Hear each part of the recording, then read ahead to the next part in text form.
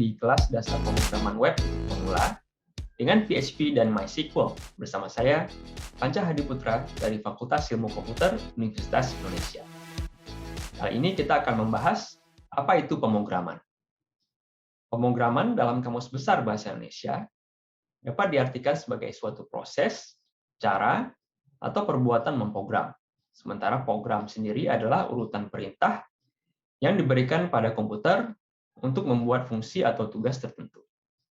Nah, sederhananya dalam kata lain, pemrograman adalah memberikan instruksi atau perintah ke komputer untuk menyelesaikan tugas tertentu tanpa membuat kesalahan.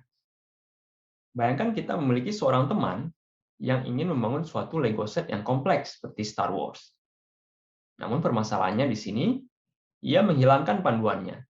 Nah, sekarang bergantung kepada kita untuk menyelesaikan Lego set ini. Nah, memberikan instruksi kepada teman kita ini mirip dengan memprogram komputer. Jadi komputer itu ketika tidak berisi instruksi apapun, sebetulnya komputer itu tidak pintar. Komputer itu dapat menjadi pintar jika kita memprogramnya menjadi pintar.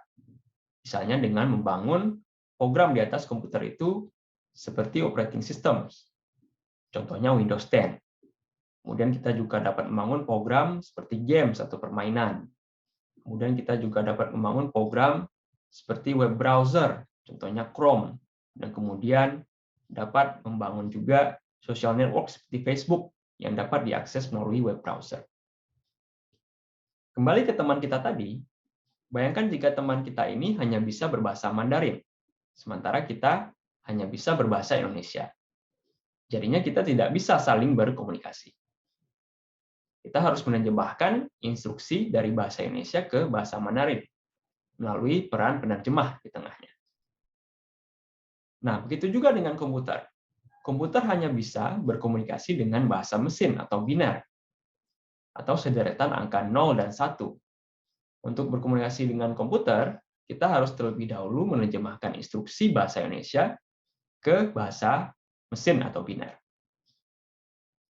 Nah, untuk menerjemahkan ini, disinilah peran dari bahasa pemrograman sebagai perantara yang menerjemahkan instruksi ke dalam bahasa mesin atau biner. Nah, banyak sekali contoh bahasa pemrograman.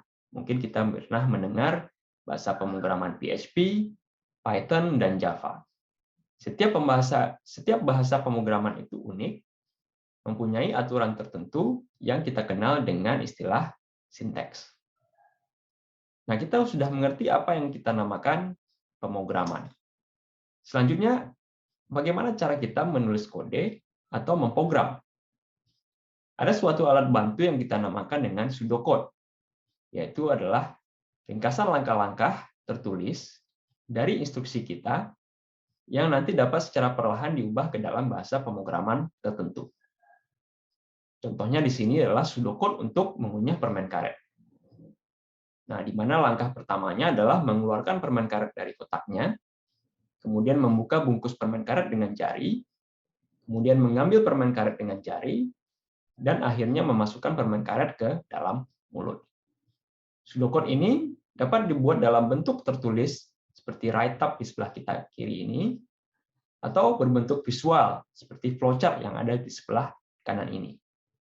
Intinya adalah pseudocode ini berisi urutan langkah-langkah yang harus dikerjakan untuk suatu program dengan tujuan tertentu. Contoh lainnya adalah pseudocode untuk menampilkan tulisan kelulusan. Nah, tugas kita di sini adalah membuat sebuah program yang diperlukan untuk menampilkan tulisan lulus jika seorang mahasiswa mencapai nilai 60 atau lebih, atau sebaliknya jika tidak menampilkan tulisan gagal. Nah, bagaimana pseudocode-nya untuk program ini? Nah, contoh pseudocode-nya adalah yang di sebelah kiri ini. Jika nilai atau lebih atau sama dengan 60, tampilkan status lulus. Kalau tidak, tampilkan gagal. Nah, bagaimana pseudocode ini dapat dibuat dalam bahasa pemrograman tertentu, misalnya PHP? Contohnya seperti ini.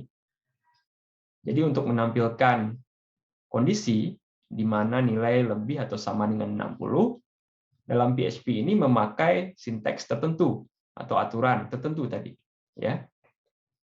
Contohnya memakai kata kunci if di sini, kemudian diikuti dengan tanda kurung, di mana dalam tanda kurung ini ditampilkan kondisi yang harus dipenuhi. Nah, jika kondisi ini dipenuhi, kemudian kita menggunakan kata kunci echo untuk menampilkan teks, di mana teksnya ini dibalut dalam tanda petik, kemudian diakhiri dengan tanda titik koma. Kemudian untuk menampilkan kondisi sebaliknya, kita menggunakan kata kunci else. Nah, demikian contoh sederhana bagaimana kita dapat melakukan coding atau pemrograman. Pada video selanjutnya, kita akan berkenalan lebih lanjut dengan bahasa pemrograman PHP, dimulai dengan mengenal sejarahnya. Sampai ketemu di video selanjutnya.